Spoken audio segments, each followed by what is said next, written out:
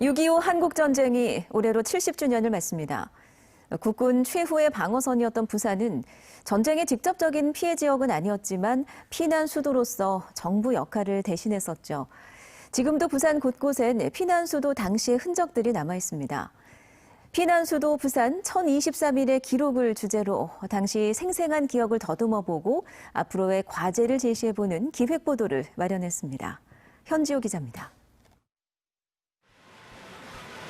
1950년 한국전쟁 발발 직후 대한민국 정부가 서울을 떠나 도착한 곳은 바로 부산이었습니다. 지금의 동아대학교 석당박물관 자리에 임시수도 정부청사가 세워졌습니다. 한국전쟁 당시 부산이 피난 수도가 된 건 모두 2차례, 약 1000여일 정도입니다. 당시 정부청사를 비롯해 대법원과 국회의사당 등 국가 주요 시설들이 이곳 박물관부터 대청로 일대를 따라 분포하고 있었습니다. 인천 상륙작전 이후 서울로 돌아갔다 일사 후퇴로 부산에 다시 오기까지 1023일.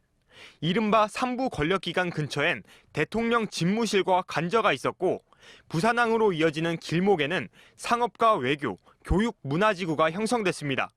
국가의 수도로서의 모습을 온전히 갖춘 겁니다.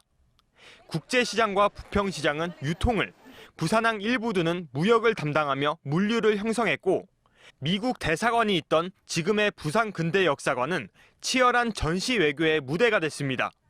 한때 이화여대와 건국대 등 일부 대학까지 있었다는 점에서 부산이 피란 수도가 된 건 필연이라고 역사가들은 해석합니다. 대전을 거쳐서 대구를 거쳐서 부산으로 오게 되잖아요. 그 과정들 속에서 아마 정치적인 면뿐만 아니라 이런 그 군사적인 면 그리고 외교적인 면까지 아마 다 고려를 해서 부산이라는 것을 이렇게 선택을 하게 됐고요. 전쟁 당시 부산 지역 피란민은 약 40만 명, 직전 부산 인구에 맞먹는 수준입니다. 이 가운데 7만여 명이 원도심 일대 산지와 경사지로 몰려들었고 판잣집을 세워 주거지를 형성했습니다. 오늘날 삼복도로가 만들어진 배경입니다. 부산의 대표적인 피란민 거주지인 비석마을입니다. 마을 곳곳에서 이런 비석들을 찾아볼 수 있는데 한국전쟁 이전에는 일본인 공동묘지로 활용되었던 걸 알 수 있습니다. 일제강점기 묘지와 소검역시설 등지에 마구잡이로 쌓아 올렸던 피란 거주지. 물동량을 하러 2시간을 걸어야만 했던 그때의 삶은 피란민들에게 전쟁이나 다름없었습니다.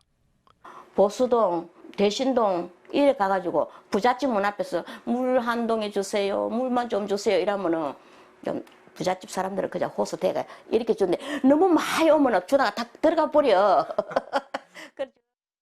70년 전 새겨진 피란 수도 1023일의 흔적은 오늘의 부산을 만들어낸 기억해야 할 역사입니다.